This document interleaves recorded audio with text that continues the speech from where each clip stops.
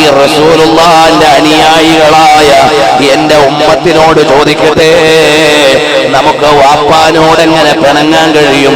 മൂത്താപ്പാനോടെങ്ങനെ പിണങ്ങാൻ കഴിയും? എളാപ്പാനോടെങ്ങനെ പിണങ്ങാൻ കഴിയും? ഭാര്യയോടെങ്ങനെ പിണങ്ങാൻ കഴിയും?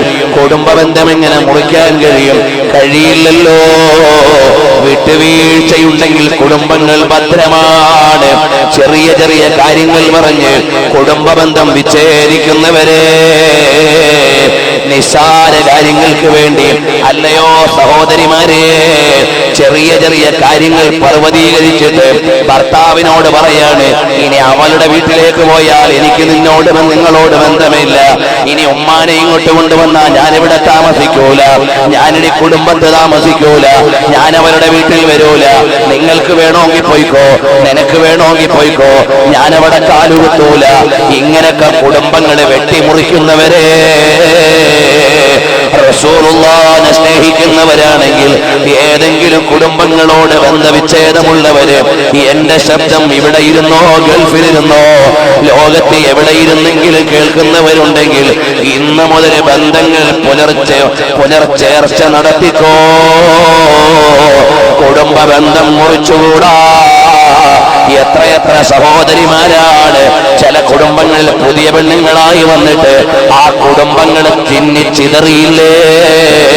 സഹോദരന്മാരെ തെറ്റിച്ചില്ലേ? ഉമ്മയും മക്കളെയും അഭിപ്രായ വ്യത്യാസത്തിലാക്കിയില്ലേ? ചില അമ്മായിയമ്മമാരുടെ കടുംപിടുത്തം കൊണ്ട് ഭാര്യാഭർത്താക്കന്മാര് സന്തോഷമില്ലാതെ വേദന അനുഭവിക്കുന്നില്ലേ? ഉമ്മമാരെ, അതും വലിയ കുറ്റമാണ് കേട്ടോ. ചില അമ്മായിയമ്മമാരുടെ പിടിവാശി കൊണ്ട് മകന് മരുമകളുടെ അടുത്ത് പോകാൻ വയ്യ, മകൾക്ക് മരുമകന്റെ അടുക്കൽ പോകാൻ വയ്യ. പേരിട്ട ആള് മാറിയതിന്റെ പേരിൽ ഇനി അവനെ വേണ്ട. ഒരു ചെറുപ്പക്കാരൻ വന്ന് കരഞ്ഞുകൊണ്ട് പറയാണ്, ഉസ്താദേ, ഞാൻ എന്റെ ഭാര്യയെ തലാക്ക് ചൊല്ലേണ്ടി വരികയാണ്. മോനെ, എന്താ പ്രശ്നം? പ്രശ്നം തുടങ്ങിയത് വേറെ എവിടെയുമല്ല, എനിക്ക് കുട്ടി പിറന്നപ്പോൾ പേരിട്ട ആള് മാറിപ്പോയി.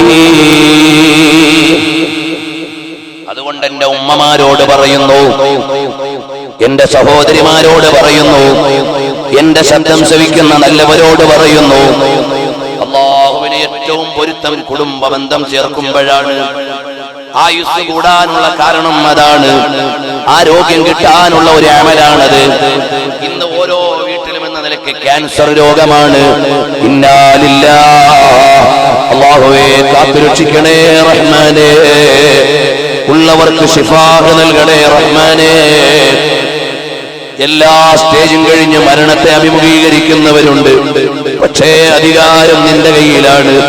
നീ ശിഫാഹ് നൽകണേ റഹ്മാനേ. കേട്ടോ, ഇത്തരം മാരകമായ രോഗങ്ങൾ ഇവിടെ വരുമ്പോ കാണുന്ന ഹോസ്പിറ്റലിലേക്ക് ഓടുന്നതിന് മുമ്പ് മുത്തുനബി തങ്ങൾ പറഞ്ഞ എന്തെങ്കിലും കാര്യങ്ങൾ നമ്മൾ മറന്നോന്നൊന്ന് ആലോചിക്കണം.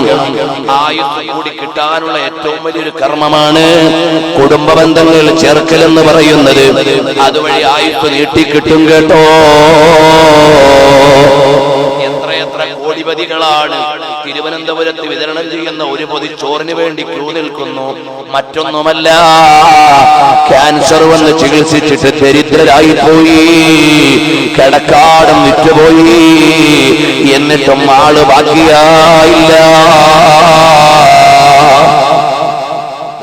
വലിയ പരീക്ഷണങ്ങൾ അല്ലാഹുവിൻ്റെത് വരുമ്പോൾ അല്ലാഹുവിനെ ശുക്ർ ചെയ്തുകൊണ്ട്, അവനോട് ഇസ്തിഗ്ഫാർ ചെയ്തുകൊണ്ട്, അല്ലാഹുവിനോട് അടുപ്പം സ്ഥാപിച്ചുകൊണ്ടാണ് നമ്മൾ റബ്ബിലേക്ക് ചേരുകയാണ് വേണ്ടത്. അല്ലാതെ പടച്ചവനെ മറക്കുകയല്ല. ഈ